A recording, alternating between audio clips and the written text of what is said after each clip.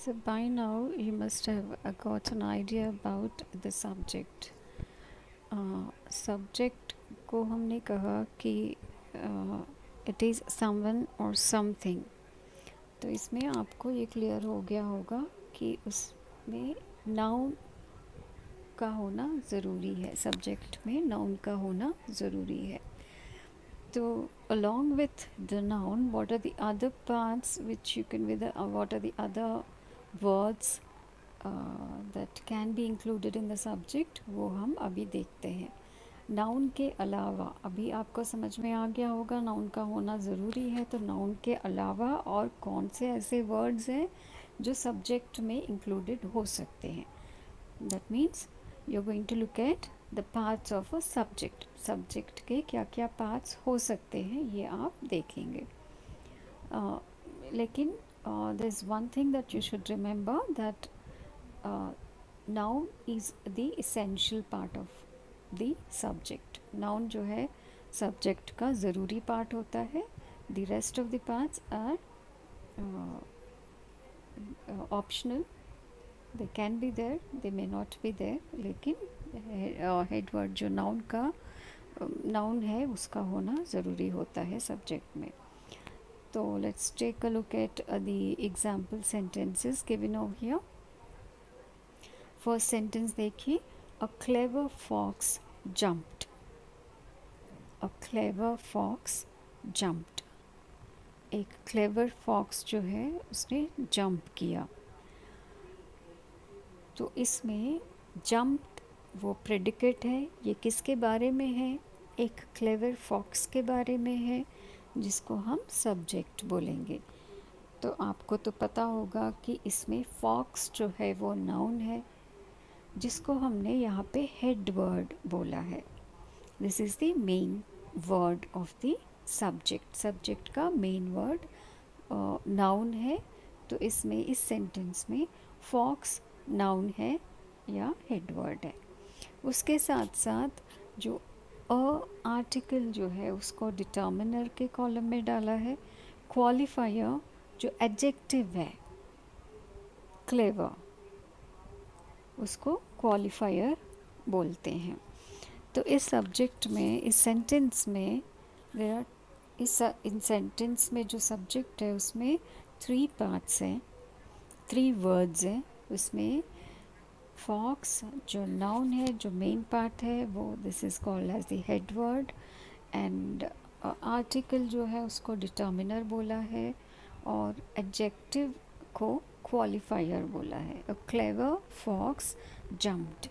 Clever adjective क्यों है? क्योंकि वो फॉक्स को सिग्निफाई कर रहा है, उसके बारे में डिस्क्राइब कर रहा है, उसकी क्वालिटी के बारे में बता रहा है, इसलिए वो एडजेक्टिव है. तो adjective is put under the qualifier और आर्टिकल को डिटर्मिनर के अंदर और हेड वर्ड नाउन को हेड वर्ड के अंदर रखा गया है. और प्रेडिकेट उसमें वर्ब है वो जम्प्ड है. Second sentence, N old player died. An old player died. इसमें आपको क्या पता चल रहा है कि नाउन क्या है? प्लेयर. तो उसको हम हेड वर्ड बोलेंगे और एडजेक्टिव ओल्ड वो क्वालिफायर और आर्टिकल एन वो डिटर्मिनर और प्रेडिकेट में वर्ब है died. An old player died. इसमें determiner an, qualifier old, head word या नाउन प्लेयर. डाइड प्रेडिकेट है. The talented dancer slipped. The talented dancer slipped. तो ये किसके बारे में है ये सेंटेंस? ये एक टैलेंटेड डांसर के बारे में है. This sentence is about the talented dancer. तो यहाँ पे समवन कौन है? Talented dancer. उसके बारे में क्या बोला गया है कि वो स्लिप हो गई है. जो बहुत अच्छी डांसर है वो स्लिप हो गई है, वो नीचे गिर गई है. तो इसमें आर्टिकल द वो डिटर्मिनर है और टैलेंटेड वो एडजेक्टिव है वो क्वालिफायर होगा, और डांसर जो नाउन है वो हेड वर्ड हो गया, और प्रेडिकेट में स्लिप्ड जो वर्ब है वो प्रेडिकेट में आ गया। That pretty woman is coming, that pretty woman is coming. तो यहाँ पे ये किसके बारे में है? Who is the someone over here? यहाँ पे समवन कौन है? दैट प्रेटी वुमन, कोई भी वुमन नहीं है, वो सुंदर लेडी, वो उनके बारे में ये सेंटेंस है। तो उनके बारे में, जो प्रेटी लेडी है उनके बारे में क्या कहा गया है कि वो आ रही है। That pretty woman is coming. तो यहाँ पे दैट वो डिटर्मिनर है, प्रेटी क्वालिफायर है, एडजेक्टिव है, क्योंकि वो वुमन को डिस्क्राइब कर रहा है कि प्रेटी, तो वो क्वालिफायर है, और वुमन जो है नाउन है उसको हेड वर्ड बोलते हैं। तो प्रेडिकेट में जो इज़ कमिंग, जो verb, auxiliary verb, helping verb और जो मेन वर्ब है, दोनों प्रेडिकेट में आते हैं। In the previous examples, we've seen that subject can have a determiner, a qualifier, and it should have a head word. ये तीनों हमने अभी देखा था। सब्जेक्ट में हेड वर्ड का होना ज़रूरी है, और उसके साथ एक डिटर्मिनर क्या होता है और एक क्वालिफायर क्या होता है, ये दोनों भी सब्जेक्ट में पार्ट्स हो सकते हैं। और उसके साथ साथ एक नया भी पार्ट हो सकता है जिसको हम एडजेक्टिव फ्रेज़ बोलते हैं। फ्रेज़ क्या है? Phrase is a group of words. Word एक है और एक ग्रुप ऑफ वर्ड्स जो है उसको हम फ्रेज़ बोलते हैं। अगर एक से ज़्यादा वर्ड्स अगर एडजेक्टिव का काम कर रहे हैं तो वो एडजेक्टिव फ्रेज़ है। क्या है कि एक से ज़्यादा वर्ड्स अगर एक एडजेक्टिव का काम, उसका वर्क, उसका फंक्शन कर रहे हैं तो वो फ्रेज़ होगा। तो नाउन से पहले एक एडजेक्टिव है, और नाउन के बाद, क्योंकि यहाँ पे जो सेंटेंसेस आपको दिए गए हैं, फर्स्ट वाला सेंटेंस में आप देखिए, उसमें मैन जो नाउन है उसके बाद एक से ज़्यादा वर्ड्स है जो एडजेक्टिव का काम कर रहे हैं, तो इसको हम एडजेक्टिव फ्रेज़ बोलेंगे। तो सब्जेक्ट में along with the parts that you have already seen, there's one more part that a subject may have, which is called adjective phrase. Subject के में अभी 3 पार्ट्स के अलावा एक और पार्ट भी हो सकता है जिसको हम एडजेक्टिव फ्रेज़ बोलते हैं, जिसमें एडजेक्टिव फ्रेज़ में एक से ज़्यादा वर्ड्स होंगे जो एडजेक्टिव का काम करेंगे। Look at the first example, first sentence. An old man with a stick went. An old man with a stick went. एक ओल्ड मैन जो एजेड मैन थे, उनके हाथ में, जिनके हाथ में एक स्टिक था, वो चले गए। तो यहाँ पे नाउन ये किसके बारे में है? ये पूरा सेंटेंस किसके बारे में है? ये पूरा सेंटेंस उस ओल्ड मैन के बारे में है जिनके हाथ में एक स्टिक था। ये पूरा सेंटेंस एक ऐसे ओल्ड मैन के बारे में है जिनके हाथ में स्टिक था, और ये क्या कहा जा रहा है कि उनके बारे में क्या कहा जा रहा है कि वो गए, वो चले गए। तो यहाँ पे मैन जो है वो नाउन है, हम जानते हैं, और एडजेक्टिव मैन के बारे में कुछ और इन्फॉर्मेशन देने वाला, सिग्निफाई करने वाला, उसको वो क्या क्वालिटी दिखा रहा है मैन का कि वो ओल्ड है। और उनके बाद मैन, ओल्ड मैन, खाली ओल्ड मैन नहीं, जिनके हाथ में एक स्टिक था, तो वो कौन सी फ्रेज़ दिखा रहा है हमें? With stick. तो ये भी एडजेक्टिव है, लेकिन इसमें एक से ज़्यादा वर्ड्स हैं, तो ये एडजेक्टिव फ्रेज़ बोलेंगे। तो ये सेंटेंस में ये पूरा सब्जेक्ट बनेगा an old man with a stick, और प्रेडिकेट में वर्ब वेंट है जो प्रेडिकेट पूरा बनाता है। Next sentence, a black snake hidden in a basket danced. यहाँ पे एक ब्लैक स्नेक है जो बास्केट में छुपा हुआ है, वो डांस कर रही है। अ black snake hidden in a basket danced. तो यहाँ पे समवन कौन है, समथिंग कौन है? वो एक ब्लैक स्नेक है। ये कोई भी ब्लैक स्नेक है? नहीं, ये जो ब्लैक स्नेक जो बास्केट में छुपी है, बस वही ब्लैक स्नेक के बारे में यहाँ पे बताया जा रहा है कि उसने डांस किया। तो यहाँ पे स्नेक तो वो नाउन है और उसका क्वालिटी क्या है, वो ब्लैक है, तो वो एडजेक्टिव हो गया। और उसमें आर्टिकल क्या है, ए, वो डिटर्मिनर हो गया। और एडजेक्टिव फ्रेज क्या है, अ black snake hidden in a basket, जो वो वैसा ब्लैक स्नेक जो बास्केट में छुपी हुई है। हिडन इन अ बास्केट वो एडजेक्टिव फ्रेज बन गया और प्रेडिकेट डांस्ड है। Next sentence, your younger sister wearing a red frock is my classmate. Your younger sister wearing a red frock is my classmate. तो ये किसके बारे में है ये सेंटेंस? ये आपकी यंगर सिस्टर के बारे में है, आपकी छोटी सिस्टर के बारे में है। कौन सा छोटी सिस्टर है?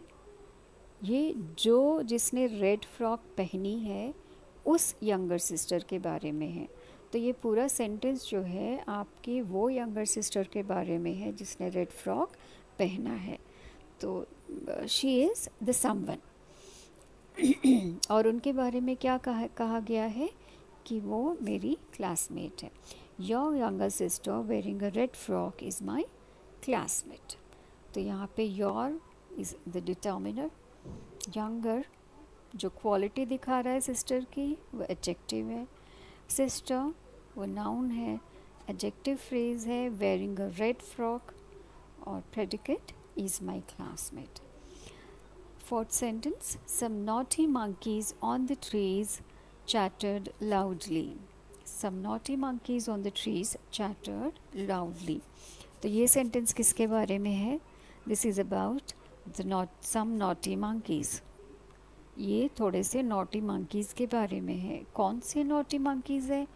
Monkeys are everywhere, they are on the ground, they are somewhere else.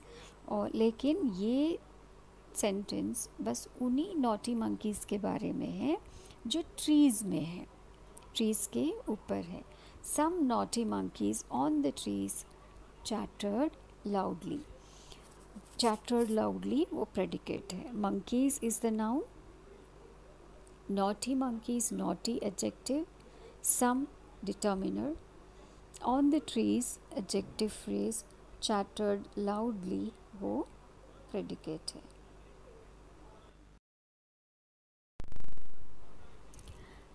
Here are some more sentences which are unlike the ones that you have already seen. यहाँ पे थोड़े और sentences है जो अभी तक हमने जो sentences देखे थे उनसे थोड़े से अलग है। यहाँ पे सब्जेक्ट इन्फिनेटिव है। इन्फिनेटिव क्या है? टू प्लस वर्ब, वर्ब के साथ अगर टू आपने ऐड किया उसको हम इन्फिनेटिव बोलेंगे। तो सब्जेक्ट का काम यहाँ पे इन्फिनेटिव करता है जो टू प्लस वर्ब है। यहाँ पे ऐसे सेंटेंसेस हैं। तो इसका मतलब क्या है? आपने अभी तक सीखा कि सब्जेक्ट में नाउन का होना ज़रूरी है। तो यहाँ पे नाउन क्या है? नाउन इन्फिनेटिव है। इन्फिनेटिव इज़ वर्किंग लाइक या it is functioning like a noun. उसका फंक्शन इन्फिनेटिव जो है वो नाउन का काम कर रहा है। यहाँ पे टू प्लस वर्ब फॉर्म जो है वो नाउन का काम कर रहा है, जिसको हम इन्फिनेटिव बोलते हैं, which is the subject of these sentences. तो यहाँ पे फर्स्ट सेंटेंस देखिए, to work is worship. To work is worship. तो टू और वर्क, वर्क जिसको हम वर्ब की तरह जानते हैं, उसके साथ हमने टू जोड़ दिया तो वो सब्जेक्ट का काम कर रहा है। तो सब्जेक्ट अभी तक हमने क्या सीखा था? सब्जेक्ट क्या है? इट इज़ समवन और समथिंग। तो यहाँ पे इसका मीनिंग क्या है? वॉक करना पूजा की तरह होता है, काम करना पूजा की तरह होता है। तो ये काम करना, इसके बारे में ये सेंटेंस है, तो इसलिए यहाँ पे ये सब्जेक्ट है। Next, to forgive is divine. किसी को क्षमा करना वो डिवाइन होता है, ये एक गॉड की क्वालिटी होती है। तो टू फॉरगिव ये यहाँ पे इन्फिनेटिव है जो सब्जेक्ट का काम कर रहा है, इज़ डिवाइन वो प्रेडिकेट है। To walk is good for health, यहाँ पे ये सेंटेंस किसके बारे में है? टू वॉक, वॉक करने के बारे में है। वॉक करना क्या है? It is good for health, ये हमारी हेल्थ के लिए अच्छा है। तो यहाँ पे to walk is walking, it is an infinitive and it is working as the subject of this sentence. To save is a good habit, ये sentence किसके बारे में है? सेव करने के बारे में है। सेव करना एक अच्छी आदत है, to save, तो this is the subject and is a good habit is the predicate. Here you can see another type of sentences जहाँ पे आप देखिए वर्ब तो है और वर्ब के साथ ing, जिसको हम जीरेंड बोलते हैं। वर्ब को अगर उसके साथ ing लगाएंगे तो उसको हम जीरेंड बोलते हैं। जैसे अभी आपने देखा वर्ब के साथ टू ऐड किया उससे पहले, तो वो इन्फिनेटिव, और वर्ब के साथ ing ऐड किया तो वो इसको जीरेंड बोलते हैं। तो यहाँ पे जीरेंड जो है, जो वर्ब प्लस ing है, वो this is working as the subject of this sentences. Walking is a good exercise, walking is a good exercise. तो यहाँ पे वॉक जो वर्ब है उसके साथ हमने ing जोड़ा है विच इज़ अ जीरेंड। तो how is it different from a verb? It is not a verb, इसको हम वर्ब नहीं कहेंगे, ये जीरेंड है क्योंकि ये नाउन का काम कर रहा है। It is working as a noun.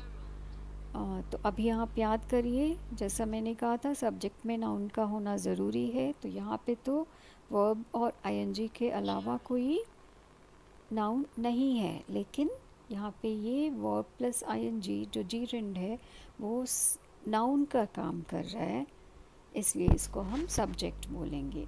Walking is a good exercise, तो इसमें ये सेंटेंस जो है किसके बारे में है? कौन सी चीज़ के बारे में है? वॉकिंग के बारे में, इसलिए walking is which is a noun is the subject. Walking subject है और predicate is a good exercise. Smoking is harmful, यहाँ पे सेम थिंग, स्मोक करना वर्ब है, ing उसके साथ जोड़ा which becomes a gerund which is functioning as a subject of this sentence. Is harmful is the predicate. Swimming is good for health, swimming के बारे में है ये पूरा सेंटेंस, स्विमिंग करना हेल्थ के लिए अच्छा है। तो स्विम प्लस ing जो जीरेंड है, it is working like a noun and it is constituting the subject of this sentence. Is good for health is the predicate. Saving is a good habit. Saving जो save plus ing है, जो gerund है, वो noun का काम कर रहा है, उसके बारे में ये पूरा sentence है कि save करना अच्छी आदत होती है। तो is a good habit is the predicate. यहाँ पे कुछ और तरीके के सेंटेंसेस हैं जहाँ पे इट का यूज़ किया गया है। तो यहाँ इसको इट को न्यूट्रल प्रोनाउन बोलेंगे और ये सब्जेक्ट का काम करते हैं। इट इज़ वेरी हॉट, अब बहुत हॉट है, गरम है, it is very hot. It जो है उसको न्यूट्रल प्रोनाउन बोलेंगे जो सब्जेक्ट का काम कर रहा है यहाँ पे, और is very hot is the predicate. ऐसे ही सिमिलर सेंटेंसेस है, it is very dark, it again is a neutral pronoun which is working like a subject.